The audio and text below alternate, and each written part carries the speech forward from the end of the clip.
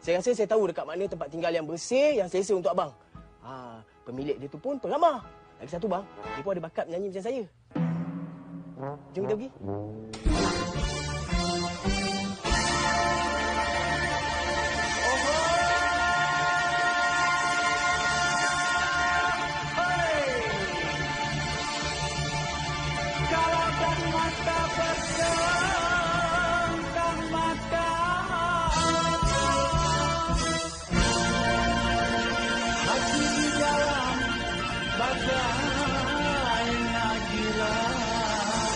Pak Bulan.